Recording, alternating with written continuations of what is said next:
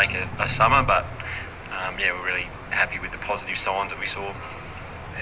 Having that stability, I guess it's something that the team hasn't had for quite a long time. But as obviously their form will be part of it. But do you think that there needs to be a concerted decision to sort of pick and stick with a lot of these guys? Yeah, I think. Well, obviously every time you pick, you want to be able to stick. I think it's been hard to have stability because we haven't been performing as well as we would have liked. We started to in England a little bit.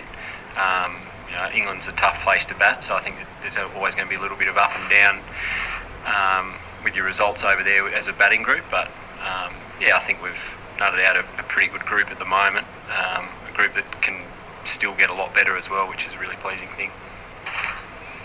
Still looking at a squad approach with the bowlers, and so Pattinson comes into contention to possibly play that test. It'd be difficult to get. You'd have to be pretty happy with the way the blokes you had went. Yeah, I thought our bowlers in this game were terrific to take 20 wickets again inside 4 days. I think that the squad that was named was for the first 2 tests, so we'll get to Adelaide, have a look at the conditions. Got the pink ball as well, so that'll come into consideration. I thought the 4 that played in this game bowled really, really well. Tim, how much does the pink ball factor? Is it tweaks or is it drastic changes? And is that I'm talking in terms of strategy for you as a captain and also for your bowlers? No, not too much. I think it's still a game of cricket. Still, certainly I think there's going to be times during the game where tactics might be slightly different.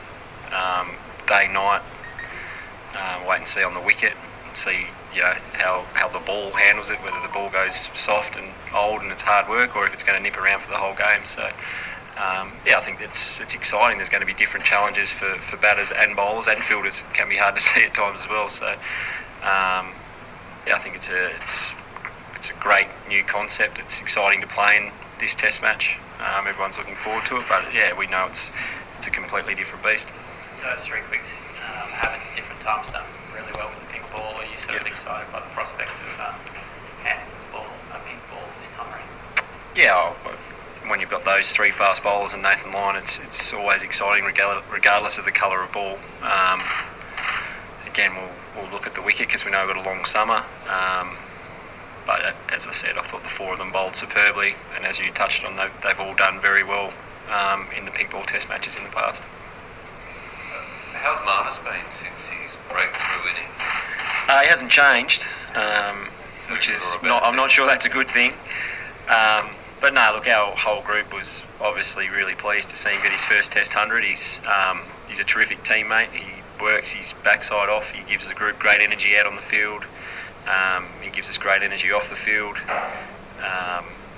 He's a good man to have in your team and a good man to have around your change room. So we're rapt to see him do well. He's got some improvement left in him as well, which is awesome. I think he's only just turned 25, so it's pretty exciting to have a number 3 that's playing as well as he is at this age.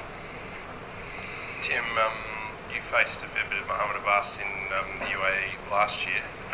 Were you surprised that he didn't play here, or can you see in terms of the difference in conditions between Australia and there why they went another way?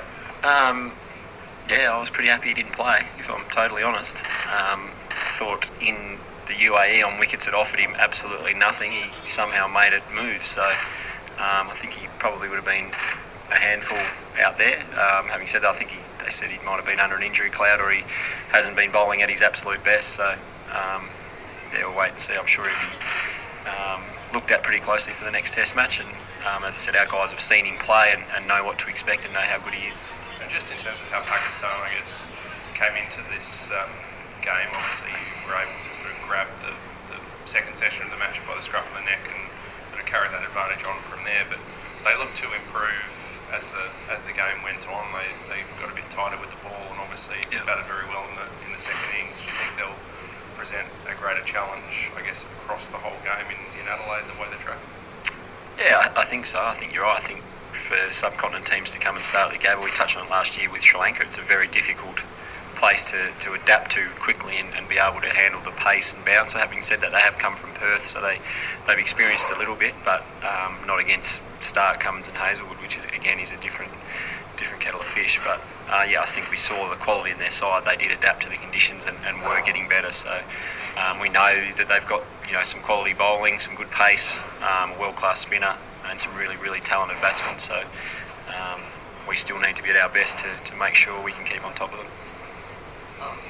You've often spoken about being the best wicketkeeper in the country. So do you have like a review process of every game? Like this game, there were some sharp catches, some wide, smashing your fingers. So do you sit down and how do you review? Like, you're just your wicketkeeper. I thought it was fine. I'm a human.